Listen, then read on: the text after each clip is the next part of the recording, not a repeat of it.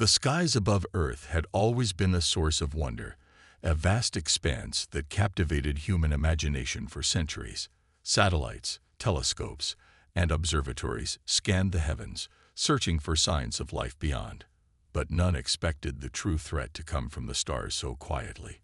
When the first disturbance occurred, it seemed like nothing more than a strange atmospheric anomaly, just a brief flicker of interference in the high-frequency bands.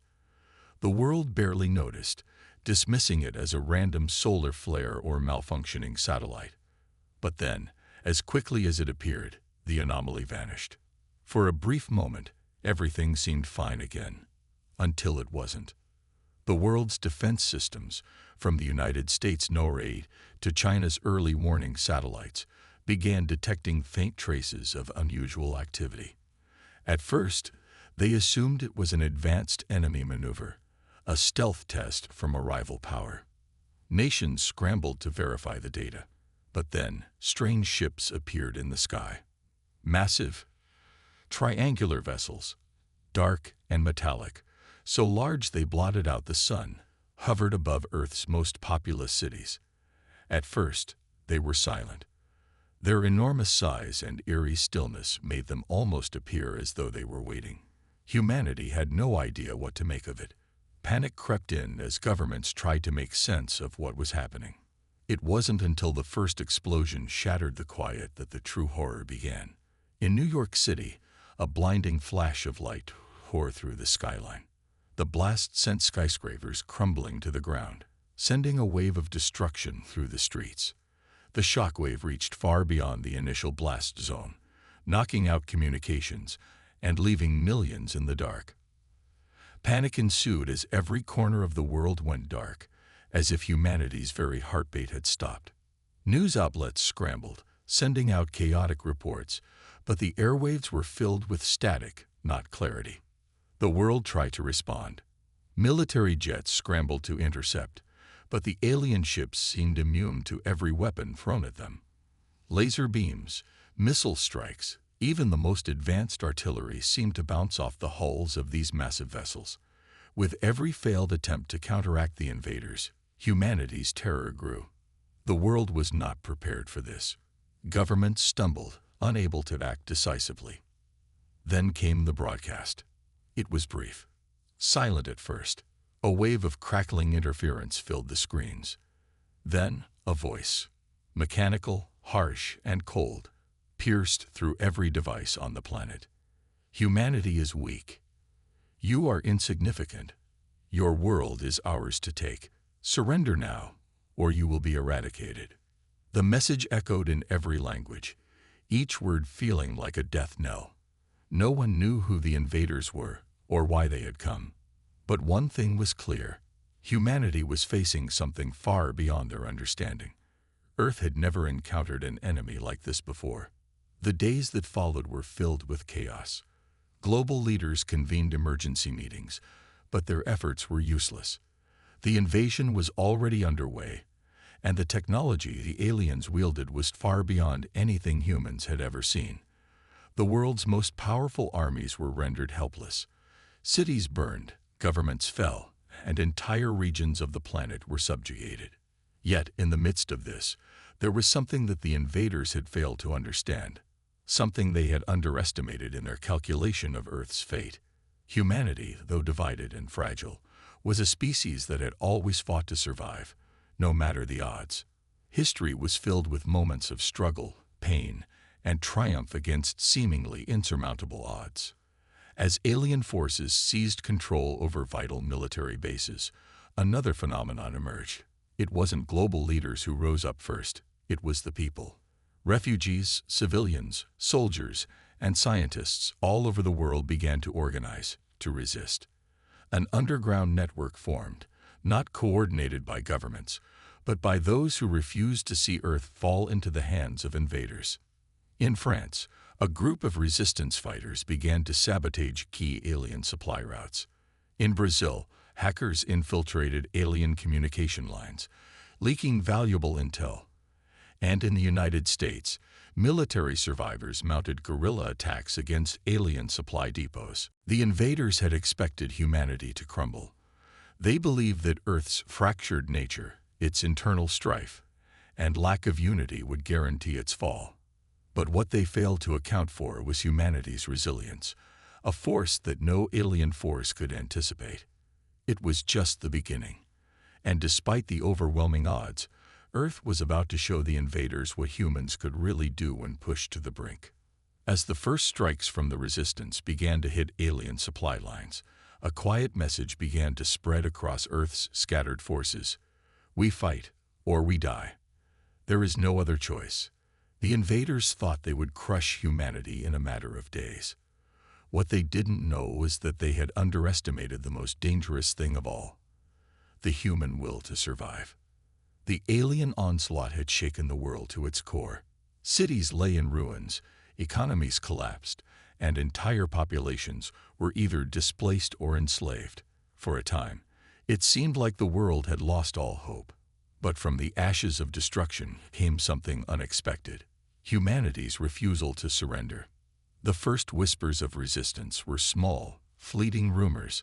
A group of former soldiers in the mountains of Eastern Europe, a handful of scientists holed up in an underground lab, a few rogue pilots who had evaded the initial wave of alien attacks. These groups, once isolated, soon discovered one another in the chaos. As cities crumbled and governments fell, they realized that Earth's survival rested not on the shoulders of politicians or military generals, but on the will of ordinary people. In Paris, a resistance cell, led by a former French army officer named Isabelle Lemoyne, launched a daring attack against an alien supply convoy.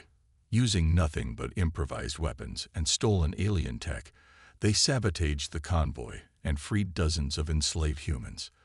The success of that raid became a symbol. If a small group could disrupt an alien operation, what could the rest of the world do? The question was no longer one of whether humans could fight back, but how. Across the globe, similar actions began to take place. In Brazil, a group of hackers infiltrated the aliens' communication systems, intercepting messages and sending out misinformation that disoriented their command structure. In the Arctic, a team of geologists, using the cover of a research facility, built a secret communication network that allowed the scattered resistance movements to share resources and coordinate attacks. Humanity wasn't just surviving, it was adapting. Every small victory, every strike against the alien invaders, was a spark of hope that grew brighter with each passing day. The alien forces had underestimated humanity's ability to adapt. They believed that by striking hard and fast, they could break the spirit of Earth's inhabitants. What they didn't account for was humanity's resilience. How, when cornered, people would do the impossible just to survive. But despite their ingenuity, the resistance faced overwhelming odds. The aliens' technology was far beyond anything humanity had ever seen. Their weapons could cut through steel like paper, their shields were impenetrable, and their ships moved with speed and precision that made Earth's best military forces look like amateurs. For every small victory, there were dozens of crushing defeats. People died by the thousands, and entire regions were lost. Yet each time a blow landed, it only seemed to fuel the resistance more. The real turning point came when a group of American survivors, led by a former Navy SEAL named Jason Ramirez, stumbled upon something the invaders didn't expect: alien technology that had been abandoned during an attack on a U.S. military base. Ramirez's team scavenged what they could: alien energy cells, weapons, and most importantly, a set of blueprints for a piece of technology that could change the course of the war. The blueprints were for a device that could temporarily disable the alien shields, a vulnerability that no one had noticed before. The device was crude, designed to exploit a weakness in the alien shielding system, but in the hands of a desperate humanity, it was a game changer. Armed with this knowledge, the resistance leaders from around the world began to coordinate efforts to build the devices and strike when the invaders least expected it. The plan was audacious: strike at the heart of the alien fleet while it was reassembling after a major victory in Europe. If they could disable the fleet's shields long enough, they might have a chance to do what no one thought possible: destroy their command ship. But even as the plan was set into motion, doubts lingered. Would the device work? Would it be enough to overcome the technological superiority of the aliens? Still, humanity's determination to survive was undeniable. Despite the doubts, despite the countless obstacles, humans continued to fight, driven by a singular purpose: to reclaim their planet. Each day brought new challenges, but each day also brought new allies, new strategies, and a renewed sense of purpose. Meanwhile, the aliens, confident in their superiority, underestimated the growing resistance. They had assumed humanity would crumble, but instead the human spirit had ignited a fire that no amount of technology could extinguish. The invaders could destroy buildings, cities, and even armies, but they could not crush the human will to fight. The war, once thought to be a swift and easy conquest for the invaders, was becoming something far different. The tide was slowly, imperceptibly, beginning to turn. Earth wasn't done yet. Humanity was ready to rise higher than anyone had ever imagined. And the invaders would soon realize that their greatest mistake wasn't in underestimating Earth's technology. It was in underestimating the strength of the human soul. As the months wore on, the resistance across the globe grew bolder, though the invaders seemed always one step ahead. Earth's forces were able to mount more and more daring attacks, but the truth was undeniable. They were fighting with their backs against the wall. Every victory came at a heavy cost. The technology the aliens wielded was simply too advanced, too formidable. They had the power to vaporize entire cities, control weather patterns, and render human technology obsolete in a matter of hours. For all their ingenuity, the resistance needed something more, a breakthrough that could shift the balance of power in their favor. That breakthrough came when a group of scientists, working out of an underground lab in the former United States, stumbled upon something that had previously eluded them, a weakness in the very technology the invaders thought was indestructible. It was Dr. Evelyn Hayes, a brilliant physicist, who first discovered it, while studying the wreckage of an alien fighter that had crashed after a botched attack on a resistance base. The discovery was accidental at first, a subtle anomaly in the way the alien shield systems interacted with the local environment. At first, it seemed like an inconsequential quirk, but as Dr. Hayes dug deeper, she realized that this anomaly was the key to everything. The alien shields, which had been impervious to every human weapon, had one critical vulnerability. They relied on a frequency-based resonance to function. If that frequency could be disrupted, if the shields could be thrown off balance, even for a split second, the entire system would collapse. The implications were immediate. The resistance could now devise a weapon that could bypass the invaders' defenses. But there was a catch. The technology required for such a weapon was beyond anything humanity had ever conceived. It would need to be able to generate an overwhelming burst of electromagnetic energy, precisely tuned to the alien shield's frequency, and it would need to be small enough to be deployed by human forces, but powerful enough to overwhelm the alien ship's advanced shielding. This was no easy task. The resources required to build such a device were scarce, and time was running out. The alien forces were massing for another major offensive, and if the resistance didn't act soon, Earth would be left with nothing but a charred planet. But the resistance, unwilling to back down, pooled their resources, calling upon the expertise of engineers, scientists, and military tacticians from every corner of the world. In underground facilities, workshops, and secret labs, humanity worked furiously. The world's remaining engineers, previously scattered and isolated, now found themselves working together in ways that seemed impossible only months before.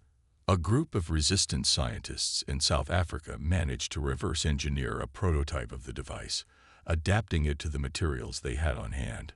Meanwhile, in Canada, former military personnel repurposed alien weapons to act as an energy core for the new device. As the device slowly took shape, the pressure mounted. The aliens were closing in, and the global resistance was running out of time. But as the prototype neared completion, something remarkable happened. Dr. Hayes discovered that the key to making the weapon work was not just in generating the frequency, but in creating a controlled, cascading burst of energy that could be timed to the exact moment the alien shields were most vulnerable. The weapon could only work in a small window of time, a tiny fraction of a second, when the shields momentarily flickered. If the timing was off, it would be useless. The first successful test of the device came at an abandoned military airbase in the middle of the American Midwest. Resistance forces set up a full-scale simulation, using a captured alien fighter as a test subject. The tension was unbearable as the weapon powered up, sending a hum of energy through the air. The alien shields flared to life, and the moment of truth arrived. The device was fired. The world held its breath. The explosion that followed wasn't a traditional blast. It was a pulse, a wave of energy that seemed to twist the very air around it. For a split second, the alien fighter's shields faltered, rippling like the surface of water. And then, the ship exploded in a blinding burst of light. It was the first successful strike against an alien vessel since the invasion began. The resistance cheered. The impossible had been done. Humanity now had a weapon that could stand against the aliens. But the victory was short-lived. As word spread about the success, the invaders began to adapt. They quickly began strengthening their shield systems, adjusting the frequencies to make them less vulnerable to the weapon. But it was too late. The resistance now knew the key to their technology, and they were prepared to fight back. The new weapon was quickly mass-produced. It wasn't perfect, and there were still many risks, but humanity now had the power to fight back with something more than makeshift tactics and stolen alien technology. It was the beginning of a new chapter in the war.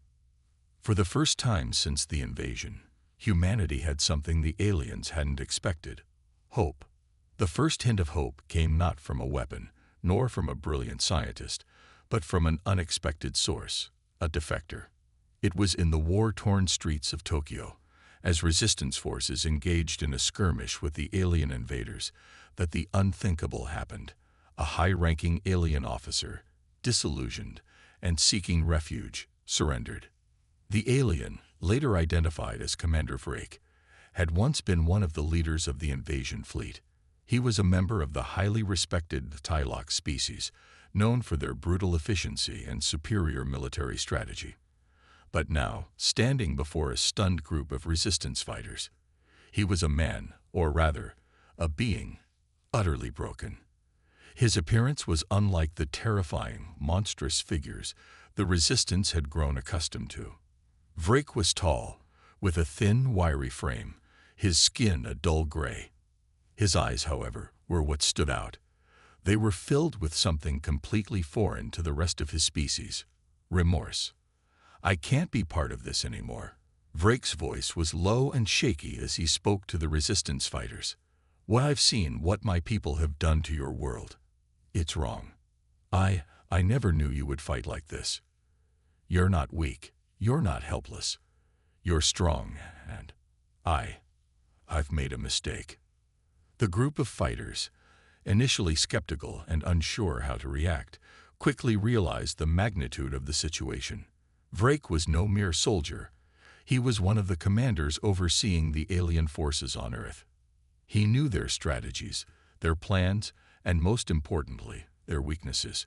He also understood their culture and their technology in a way no human ever could. The aliens' defection wasn't the end of the story, though. Vrake's willingness to defect and help the humans was part of a much larger shift in his thinking, a shift that came from watching humanity's resilience up close. The more he saw of Earth's people, the more he realized the truth. His species had underestimated humanity in ways he could no longer ignore. What Vrake provided to the resistance was invaluable. He shared crucial intelligence about the alien fleet's command structure, revealing that the highest echelons of the Tylock's hierarchy were not as unified as the resistance had believed. There were factions within the alien command, some of whom were not as convinced about the legitimacy of the invasion. He spoke of internal divisions, fractures in the leadership that had been hidden from the human eye.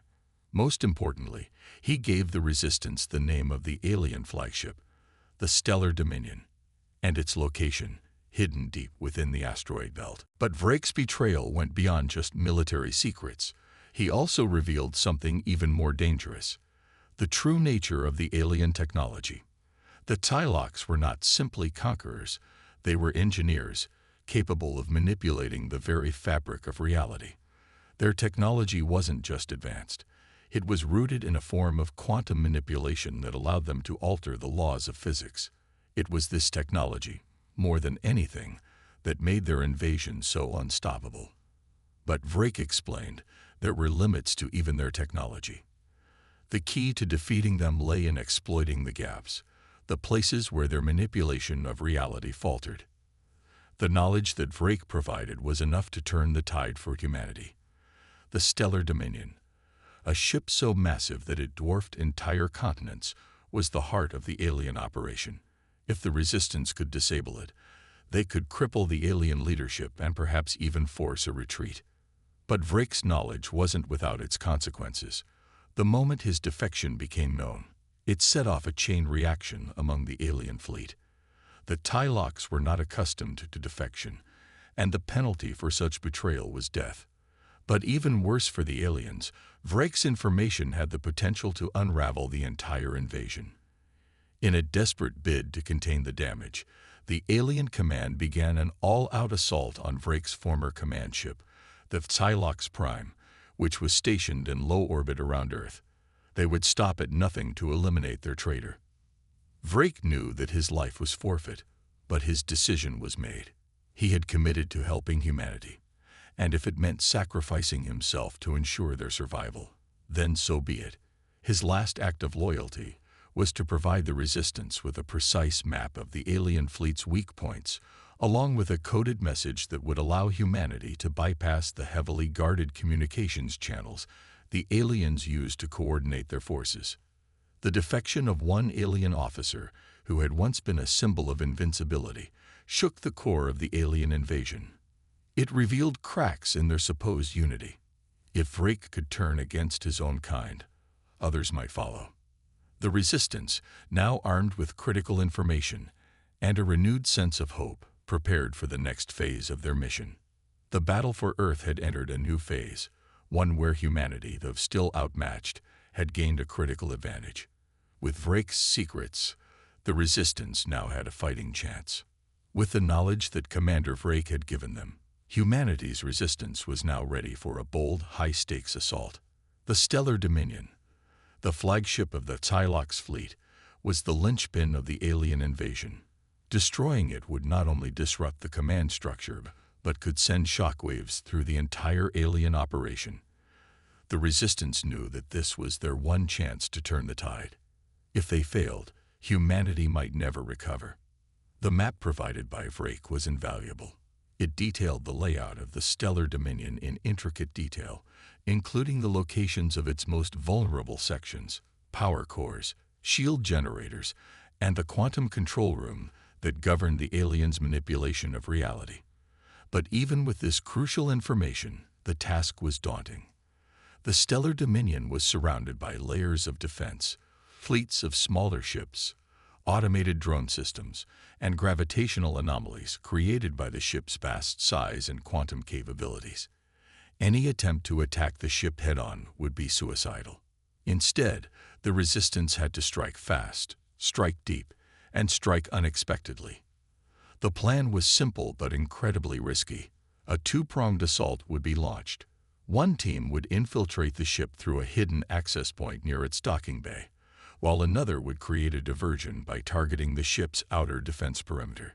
The ultimate goal was to disable the ship's quantum control room, which would cripple its ability to manipulate reality and create its near-invincible shields. The mission's leader, Jason Ramirez, had spent sleepless nights poring over the intel, ensuring every detail was accounted for.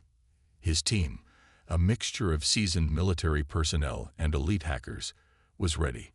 But there was one more challenge: hitting close enough to the Stellar Dominion without being detected.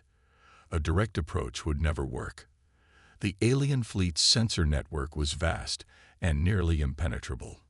But Ramirez had a plan, something that no alien had anticipated.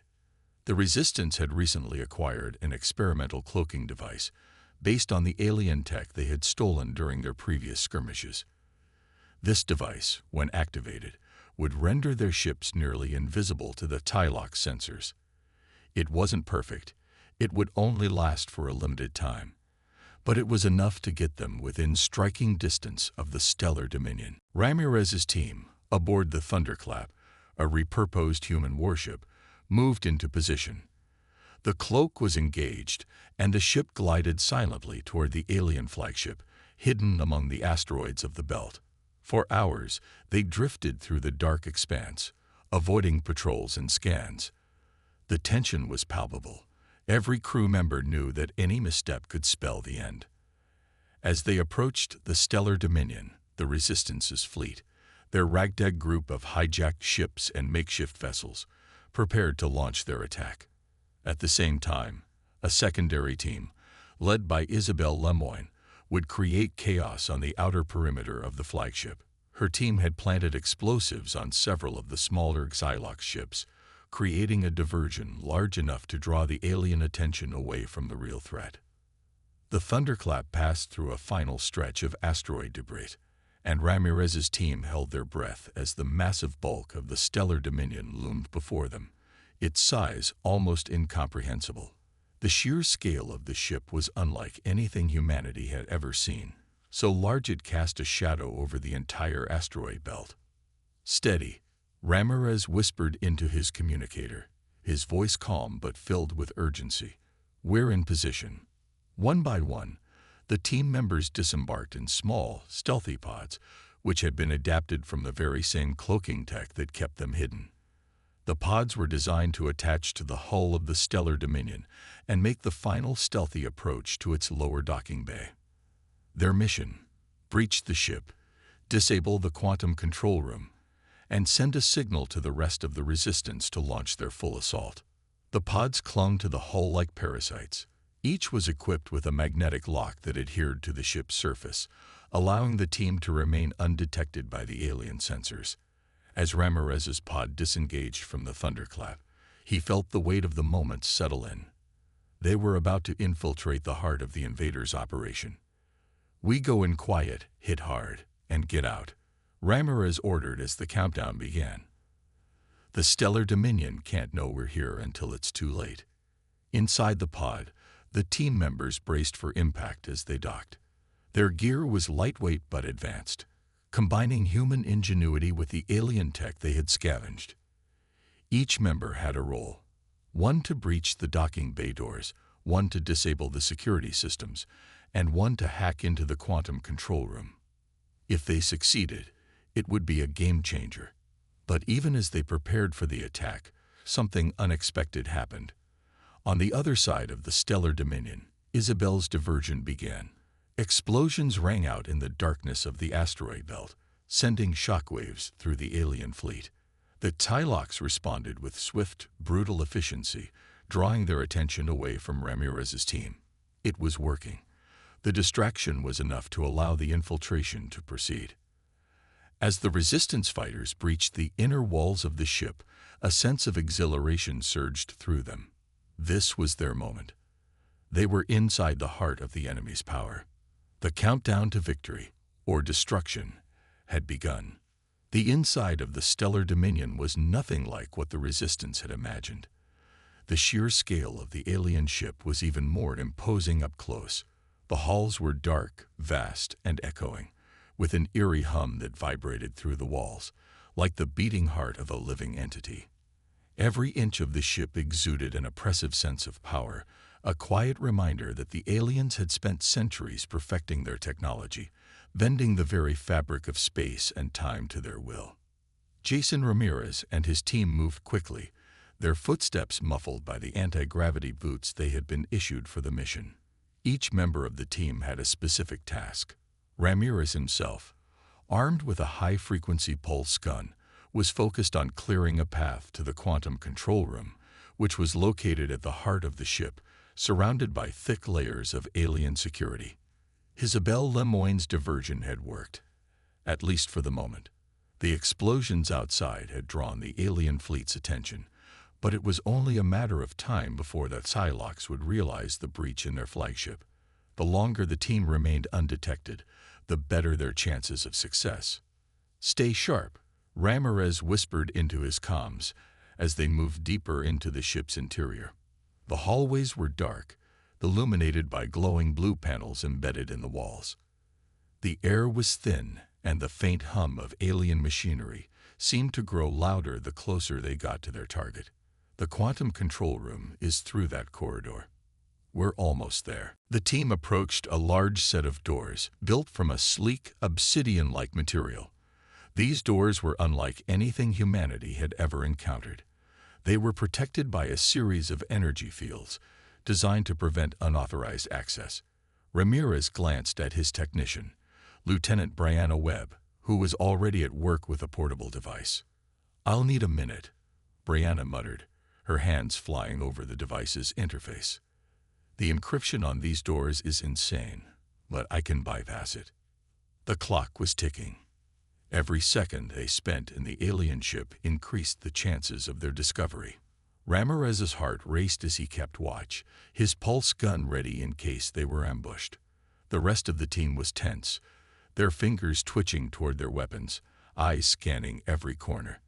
The ship was too quiet, too still, an unsettling calm before the storm. Suddenly, the hum of the ship's systems shifted. Ramirez's instincts kicked in.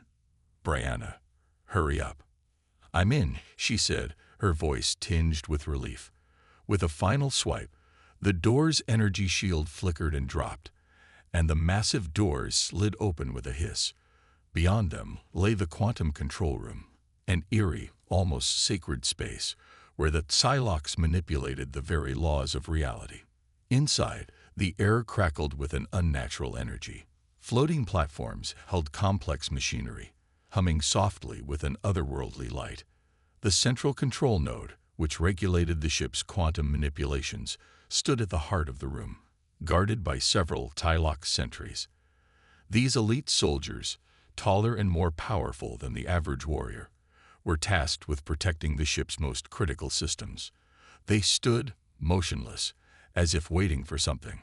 Ramirez's team moved quickly, setting up their weapons and planting EMP charges around the perimeter.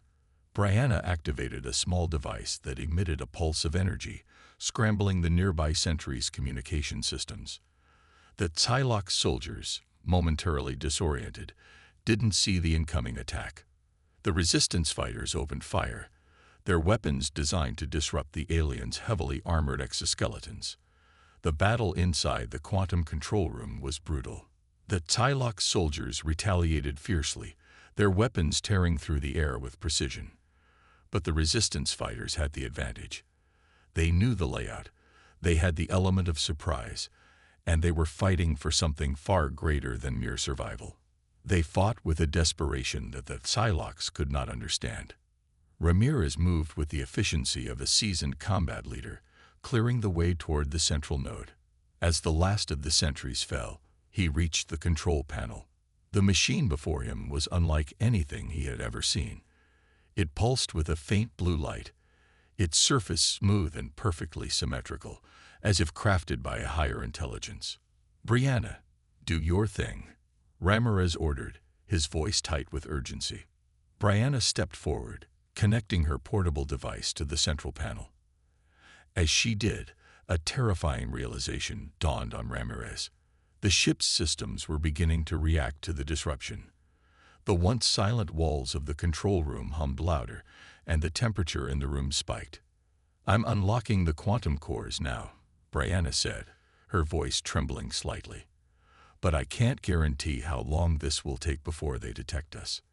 The ship was awakening. Its immense power was beginning to stir as the team worked to sabotage the core. But then, a horrifying sound echoed throughout the ship. An alarm, deep and resonant, signaling that the breach had been detected. A voice, cold and authoritative, boomed through the corridors of the stellar dominion.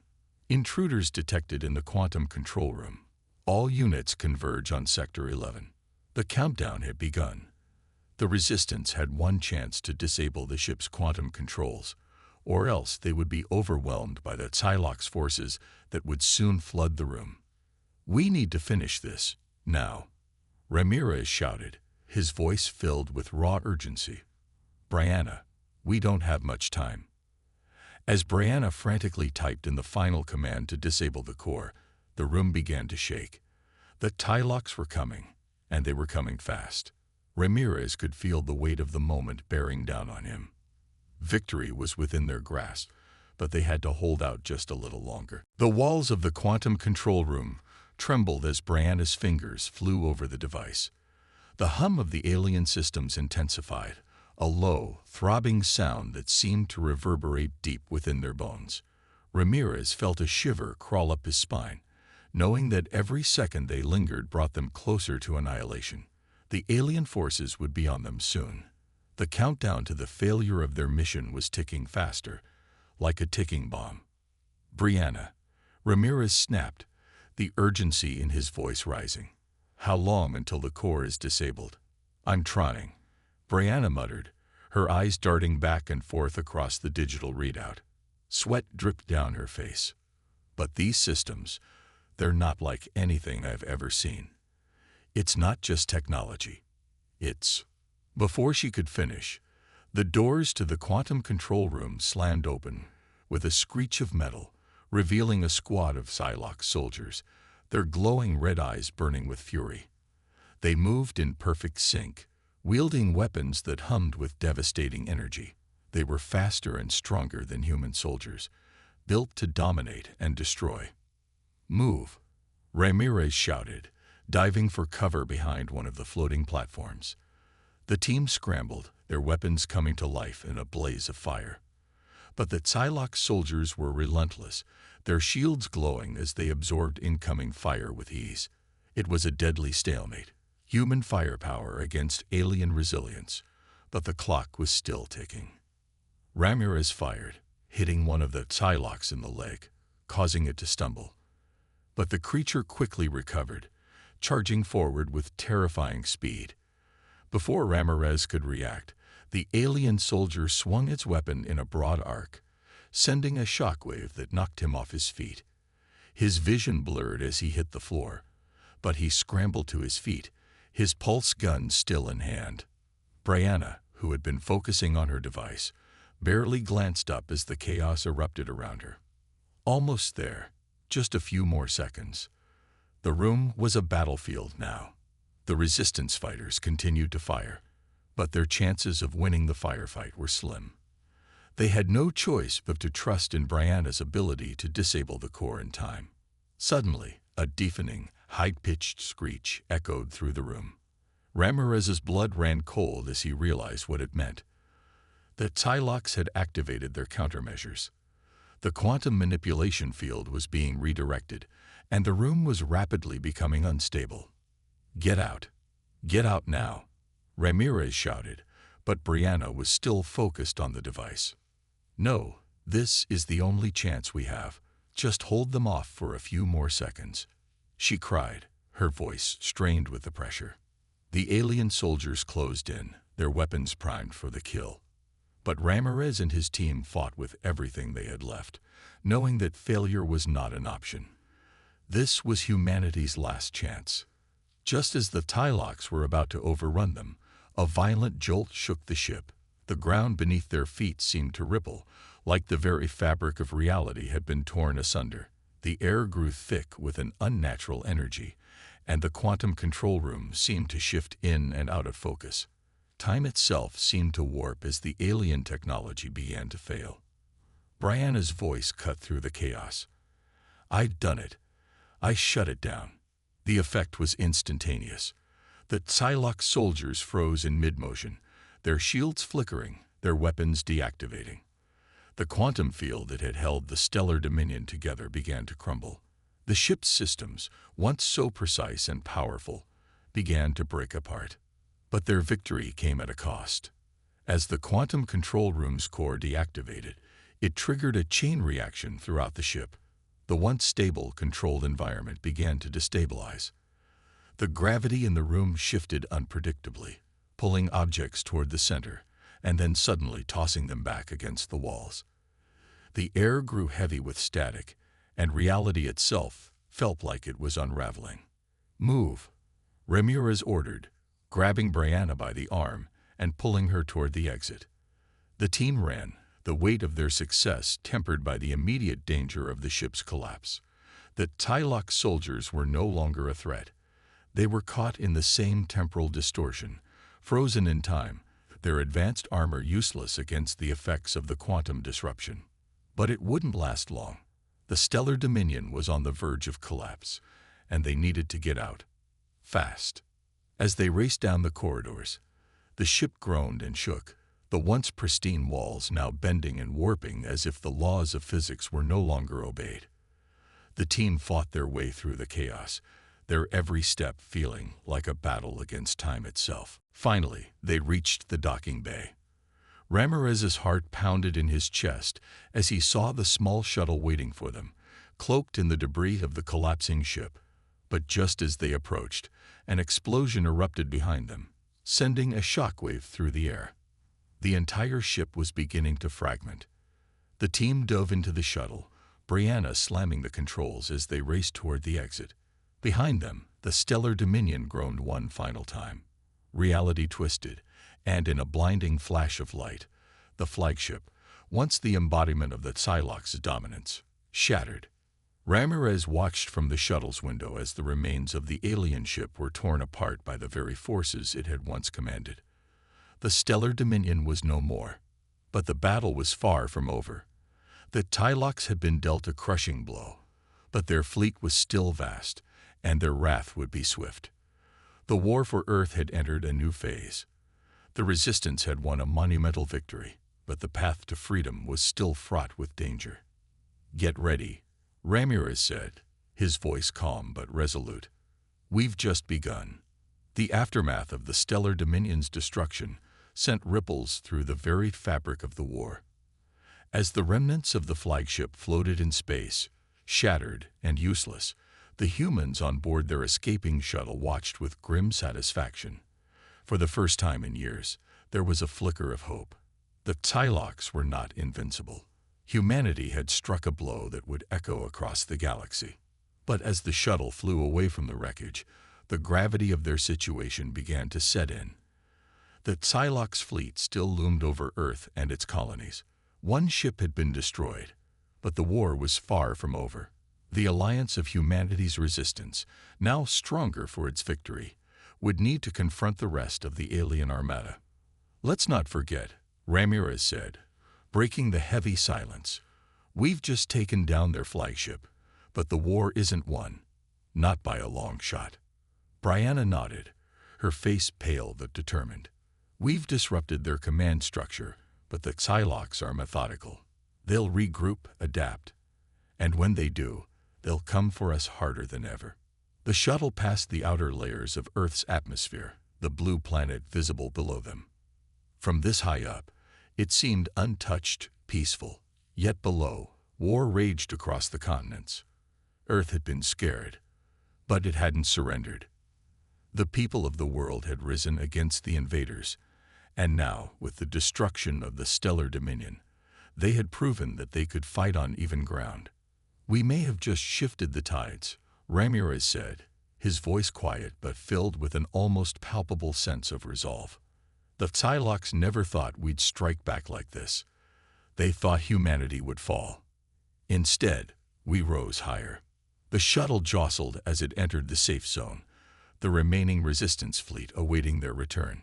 The sight of their ragtag, improvised armada, filled with ships hastily cobbled together from Earth's resources, was a symbol of everything humanity had become: resilient, adaptive, and unyielding. As they docked, the crew filed out into the command center, where the leaders of the Resistance awaited. Isabelle Lemoyne was there, her face etched with the same exhaustion, but illuminated by the light of victory. She stepped forward as Ramirez approached, a silent understanding passing between them. This victory had been hard won, but they were already thinking ahead. "Commander," Isabelle began, "we've confirmed it. The Tylocks are reeling from the loss of their flagship. Their command structure is fractured. They're scrambling to organize a response. But their fleet is still massive. It's going to take everything we got to capitalize on this. I know, Ramirez said, his tone grave but confident. But we can't afford to wait.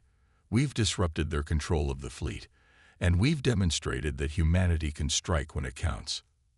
Now, it's time to take the fight to them. We need to hit their remaining strongholds, cripple their supply lines, and break their will to fight. The council room was filled with murmurs of agreement. The plan was dangerous, but it was the only path forward. The Tylocs had underestimated humanity's resolve once before, and they would not make that mistake again. The next few weeks were a blur of strategy sessions, reconnaissance missions, and final preparations.